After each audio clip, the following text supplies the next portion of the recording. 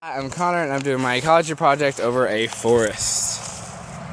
Woo, go forest. Alright, so for competition, we have birds that'll compete with other birds for trees to nest in, food to eat, you know, all the good stuff birds eat and do. Now for predators, we have coyotes, foxes, hawks, maybe an eagle, probably not, but, you know, all the bigger predators that'll come down, eat rodents like rabbits, mice, insects, all those good little things. Now we have also for parasites. The biggest one will be a tick that'll attack you, well, not necessarily attack you, but crawl on top of you, bite you, start sucking your blood out, and try and kill you. Herbivores, like I said, the biggest ones will probably just be rabbits and squirrels, which sadly there are none, because I'm probably here, but, you know, they're there. So, adaptations for warnings. We got quite a bit of warnings. We got monarch butterflies, which I've actually seen a couple times. Basically, their bright colors will tell predators, I taste like crap, don't eat me. And Batesian mimicry, not really any down here. I don't know of an animal that would try to bait someone to it. I don't know. I personally don't know any, but you know.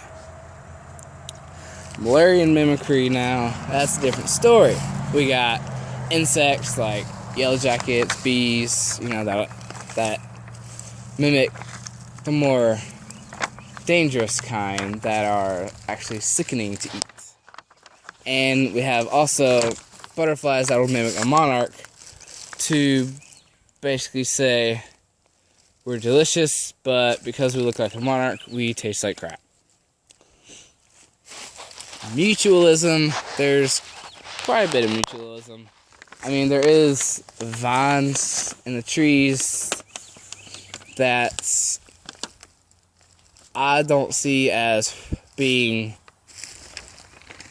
parasites because they climb up the trees and get more sunlight, while the tree is unaffected. It's just like, what's up, vine? You can hang off me. While the vine climbs up it to get more sunlight. Now, for my two organisms that I will be discussing, one of them is a worm, which I have gloriously prepared. We have a nice little worm. Kind of dark. Sorry. Shade. Yeah, there it is. Alright, so now this nice little worm, it has a niche of basically eat dead stuff and poop it out as fertilizer.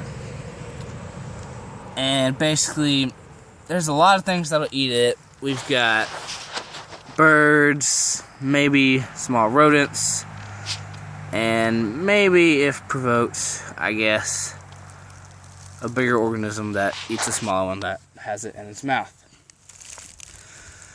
And what just one worm can't really alter its ecosystem. I guess if you have enough worms, then I guess enough will decompose whatever it needs to get the stuff that needs to be dead out of the way. It is obviously not a predator with being a worm. All it does is crawl around, eat dirt, eat dead stuff, and poop it out as fertilizer. Always good. Now, its interaction with other species is actually probably quite common.